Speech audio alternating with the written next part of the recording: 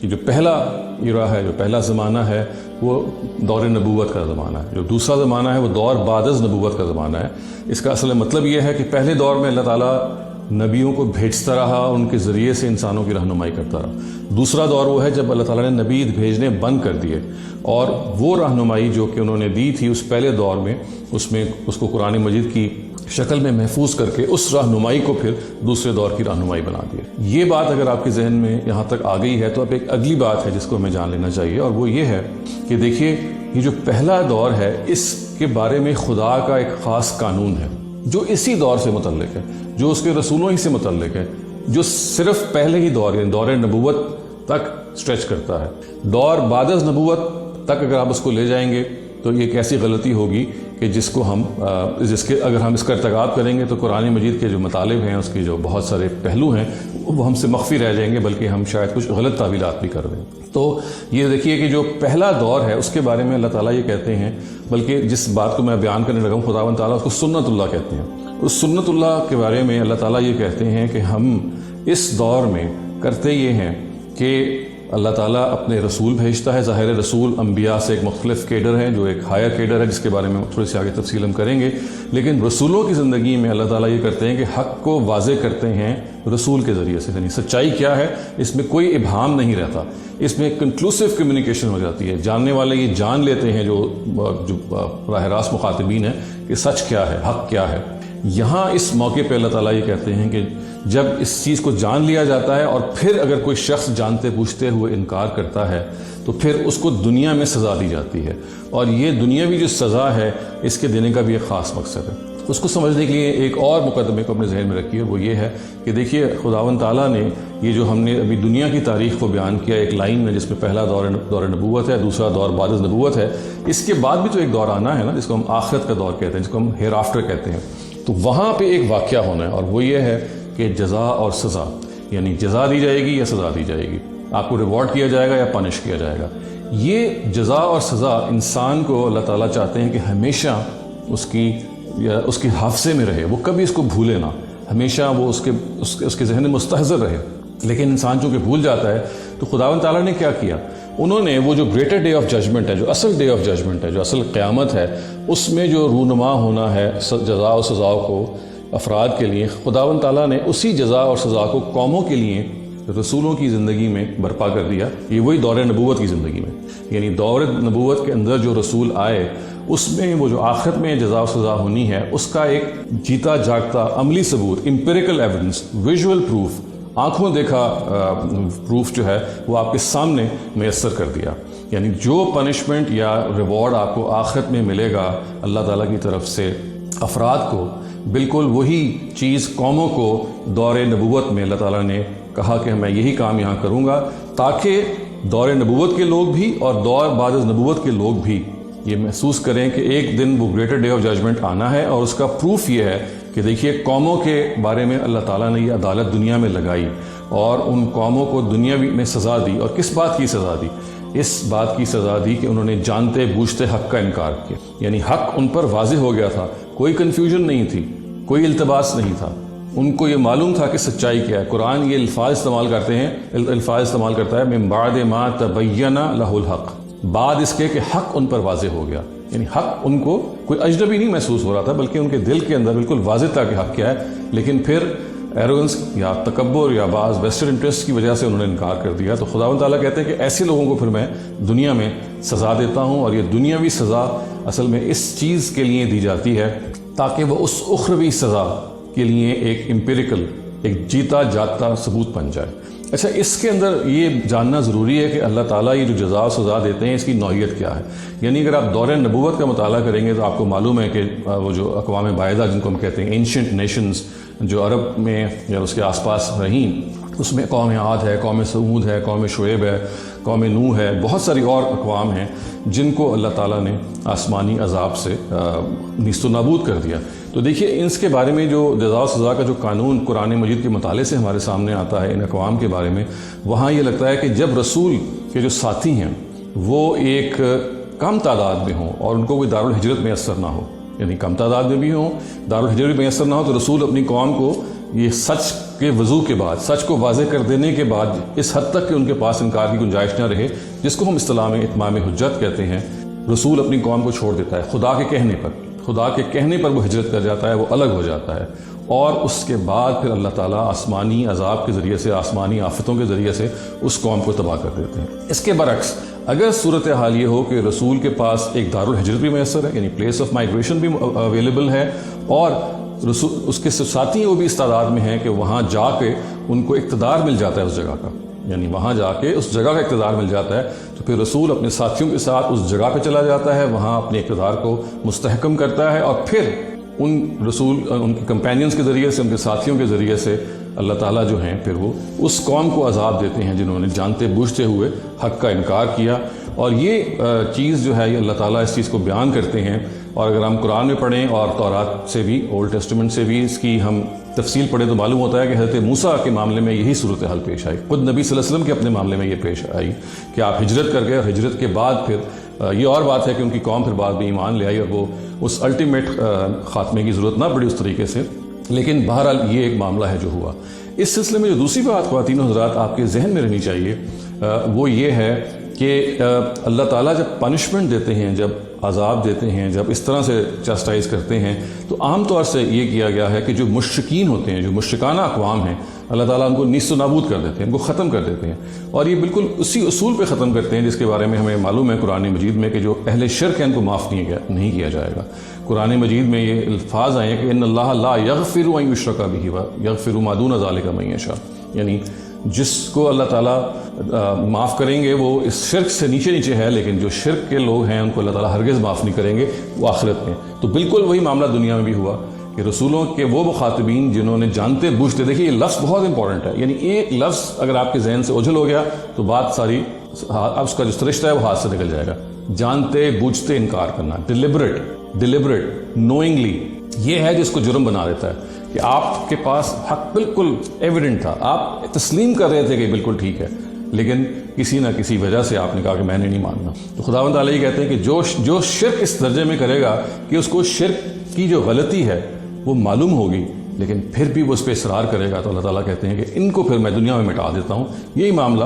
آخرت میں ان بندوں کا ہوگا جو اس طرح کا رویہ اختیار کریں گے۔ البتہ وہ لوگ کہ جو توحید پرست ہیں، خواہ وہ بگڑے ہوئے توحید پرست کیوں نہ ہوں، اللہ تعالیٰ نے ان کے لیے جو قانون رکھا، اگر ہم قرآن سے مطالعہ کرتے ہیں تو وہ یہ ہے کہ ان کو اللہ تعالیٰ نیست و نابود نہیں کرتے، بلکہ ان کو یہ موقع دیتے ہیں کہ اگر آپ نے اپنے مذہب پہ قائم رہنا ہے تو پھر اسلام کے غلبے اور تسلط کے نیچے رہنا ہے، اور جزیہ دے کے اپنی اس پوزیشن کو کلیئر رکھنا ہے کہ آپ اب ایک محکوم جگہ پہ ہیں، اور وہ ایک ایسی جگہ ہے کہ جہاں پہ ایک آپ کو زندہ تو رہنے دیا جائے گا، اپنے مذہب پہ رہنے دیا جائے گا، لیکن آپ کو اس جگہ پہ رکھا جائے گا کہ آپ محسوس کریں کہ آپ ذلت اور ہیوملیشن میں رہ رہے ہیں اور ایک اسلامک اسٹیٹ کے تحت رہ رہے ہیں۔ یہ وہ قانون ہے جو قرآن مجید میں جگہ جگہ بیان ہوا ہے، اور نبی وہ ہوتے ہیں کہ جو اللہ تعالیٰ کی طرف سے ہدایت پہنچاتے ہیں لیکن اپنے مخاطبین کا فیصلہ نہیں کرتے دنیا میں۔ البتہ رسول وہ ہوتے ہیں جو فیصلہ کر کے چلے جاتے ہیں۔ مثال کے طور پہ دیکھیے کہ جو بنی اسرائیل کے انبیاء تھے جو حضرت موسیٰ کے اور حضرت عیسیٰ کے درمیان آئے، وہ سارے انبیاء ہی تھے، وہ رسول نہیں تھے، انہوں نے اپنی قوم کا فیصلہ نہیں کیا، بلکہ ان میں سے بعض انبیاء خود قتل بھی ہو گئے تھے۔ اس کے برعکس خود حضرت موسیٰ ایک رسول ہیں، حضرت عیسیٰ رسول ہیں، حضرت ابراہیم ایک رسول ہیں، یعنی وہ رسول ہیں جنہوں نے اپنی زندگی میں اپنی اقوام کا فیصلہ کیا۔ تو یہ چیز ہے جسے ہمیں ذہن میں رکھنی چاہیے۔ اس سلسلے میں خواتین حضرات، جیسا کہ میں عرض کر رہا تھا کہ جو وہ رسول ہیں یا جو وہ اقوام ہیں، یہ کہنا چاہیے کہ جو توحید پرست ہیں، جو مونوتھیسٹ ہیں، لیکن آپ کہہ سکتے ہیں کہ بگڑے ہوئے توحید پرست ہیں، اللہ تعالیٰ نے ان کو موقع دیا کہ وہ زندہ رہیں، اور اس کی مثال دور نبوت کے نبی صلی اللہ علیہ وسلم کے دور کے جو یہود و نصارہ ہیں، ان کو اللہ تعالیٰ نے یہ موقع دیا کہ آپ رہ سکتے ہیں زندہ، لیکن آپ کو پھر جزیہ دے کے سبسروینٹ ہو کے، محکوم ہو کے رہنا پڑے گا، اور خداوند تعالیٰ نے ان کو مشرک قرار نہیں دیا۔ یہ بھی ایک ایسی غلط فہمی ہے جو اسی اثناء میں ہمیں تھوڑی سی دور کر لینی چاہیے کہ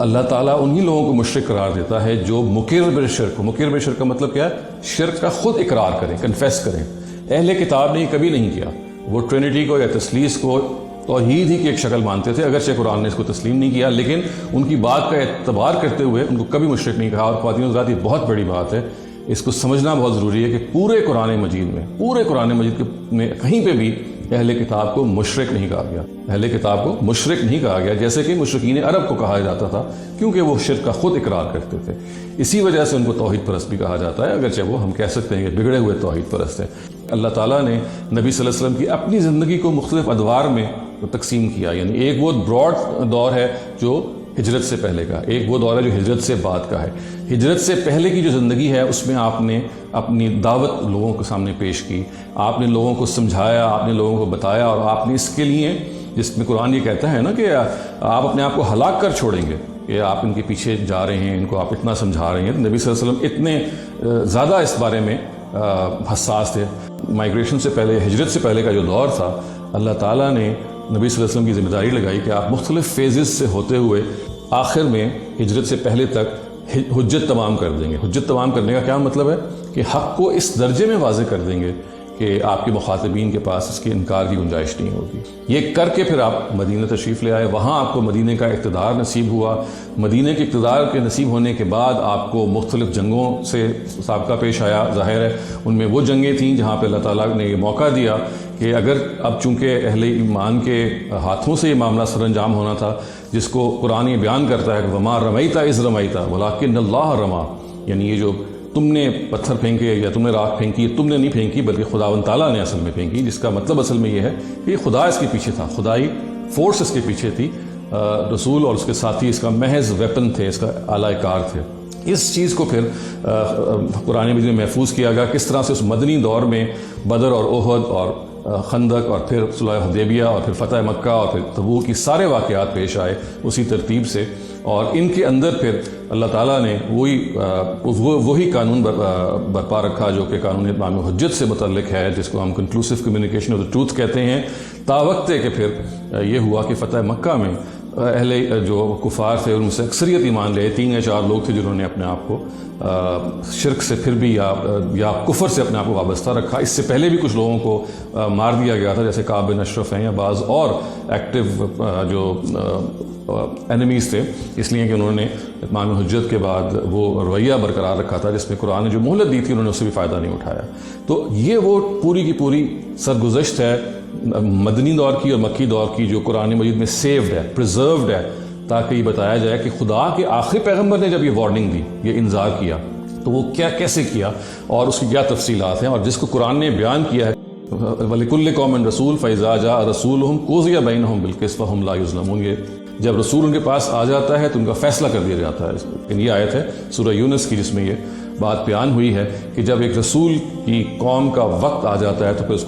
قُضِيَ بَيْنَهُم بِالْقِسْطِ، تو انصاف کے ساتھ اس کا معاملہ دنیا ہی میں چکا دیا جاتا ہے۔ تو یہی معاملہ رسول کا تھا جو دنیا میں چکا دیا گیا۔ یہ اب اس پورے بیک گراؤنڈ کے بعد خواتین و حضرات، جو سب سے امپورٹنٹ بات ہے، بہت امپورٹنٹ ہے، انتہائی ضروری ہے، جس کے نیچے آپ اپنے ذہن میں ایک سرخ لکیر لگا سکتے ہیں، وہ یہ ہے کہ اس موضوع کا سب سے بڑا تقاضا، the greatest implication of this topic, of this theme of the Quran is کہ ہمیں رسول کے جو مخاطبین یہود و نصارہ اور مشرکین ہیں، وہ اور آج کل کے یہود و نصارہ یا مشرکین ہیں، ان کے درمیان ڈفرینشیٹ کرنا پڑے گا۔ یعنی دور نبوت کے جو مثال کے طور پہ جوز اور کرسچنز ہیں جن پہ یہ سزا نافذ ہوئی، جن کے بارے میں یہ کہا گیا کہ اگر وہ ایمان نہیں لے کے آئیں گے تو جو مشرکین ہیں ان کو مٹا دیا جائے گا، جو اہل کتاب ہیں ان کو زندہ رکھا جائے گا، لیکن جزیہ پہ زندہ رکھا جائے گا۔ وہ لوگ تھے کہ جن کو رسول، جو ان کے براہ راست مخاطبین تھے، فورموسٹ ایڈریسیز تھے، جو سامنے کھڑے تھے، یہ ان کے بارے میں قانون ہے۔ نبی صلی اللہ علیہ وسلم کے رخصت ہو جانے کے بعد سے لے کے قیامت تک کے جو یہود و نصارہ ہیں، یا وہ رسول نصارہ جن کو ظاہر ہے کہ صحابہ کے دور کے بعد ہیں، ان کے بارے میں یہ قانون ہرگز نہیں ہے، یا جیسے کہ قرآن مجید کی اور آیتوں میں آیا ہے کچھ اور سخت رویے بھی اختیار کیے جائیں گے جس کی تفصیل کا اس وقت یہ موقع نہیں ہے۔ تو یہ ذہن میں رکھیے کہ جو ہارش آیتیں ہیں قرآن مجید کی، جو سخت آیات ہیں، یہ انہی یہود و نصارہ سے متعلق ہیں۔ کیوں؟ اس لیے کہ یہ وہ یہود و نصارہ ہیں جو اس قانون کے تحت تھے جو رسولوں ہی کے دور کے ساتھ خاص ہے۔ یعنی یہ وہ قانون ہے جو رسولوں کے دور کے ساتھ خاص ہے، یہ دور بعد از نبوت کے لیے یہ قانون ہے ہی نہیں۔ غلطی یہ ہوئی ہے کہ اس قانون کو جو کہ دور نبوت سے متعلق تھا، اس کو ایکسٹریپولیٹ کر لیا گیا ہے، اس کو ایکسٹینڈ کر لیا گیا ہے دور بعد از نبوت کے لیے بھی، اور باقی لوگ ہوں انہوں نے یہ محسوس کیا کہ جو رسولوں نے سزا دی اللہ کے بہاف پہ، اس سزا دینے کے ہم بھی اتھارٹی رکھتے ہیں۔ یہ وہ اجتہادی غلطی ان سے ہوئی جس کو ہم چاہتے ہیں کہ بیان کریں اور لوگ اپنے آپ کو اس میں درست کریں۔ یہ رسولوں کا ارادہ تھا، یہ رسولوں کی ذمہ داری تھی جو اللہ کی طرف سے ان پہ عائد کی گئی تھی اور انہوں نے پوری کی۔ رسولوں کے جانے کے بعد یہ ذمہ داری ہم میں سے کسی کی بھی نہیں ہے۔ دور بعد از نبوت میں اس کو میں پوسٹ پروفیٹک ایرا کہہ سکتا ہوں، یعنی ایک پروفیٹک ایرا ہے یعنی جو دور نبوت ہے، ایک پوسٹ پروفیٹک ایرا ہے جو دور بعد از نبوت ہے۔ اس کے اندر آپ کو ہر حال میں اپنا تعلق یہاں کے جو جوز اور کرسچنز ہیں وہ تعلق رکھنا ہے کہ جو ایک دعوت کا تعلق ہے، جو دین پہنچانے کا تعلق ہے۔ اس میں تحکم نہیں ہوگا، اس میں سزا نہیں دی جائے گی، اس میں اتمام حجت نہیں ہوگا، اس میں شرک، کفر اور ارتداد کی سزائیں نہیں دی جائیں گی۔ یہ شرک، کفر اور ارتداد کی جو سزا ہے یہ بھی اللہ تعالیٰ کے رسولوں کے دور سے خاص ہے، اس لیے کہ یہ وہ سزا ہے جو انکار حق پہ دی جاتی ہے۔ آج کے دور میں یعنی آج کے دور یہود و نصارہ ہیں، ان کے ساتھ بھائی چارے کا معاملہ کیا جائے گا، ان کے ساتھ وہ معاملہ کیا جائے گا جو کسی طرح بھی ہم اپنے بھائی سے کرتے ہیں۔ ان کو بات پہنچائی جائے گی، بات کا ابلاغ کیا جائے گا، ان کے بارے میں دعا بھی کی جائے گی، اور اس کی بھی امید رکھی جا سکتی ہے کہ اللہ تعالیٰ آخرت میں ان کو اگر ان کے پاس عذر ہے تو اللہ تعالیٰ ان کو بھی معاف فرمائے گا۔ لیکن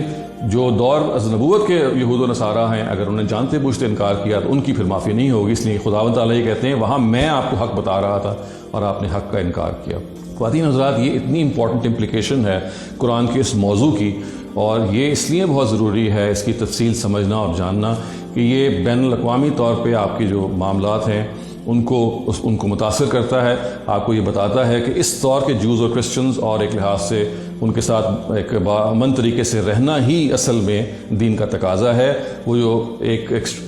اقدام کیا گیا ان یہود و نصارہ کے ساتھ وہ تھے کہ جو دور نبوت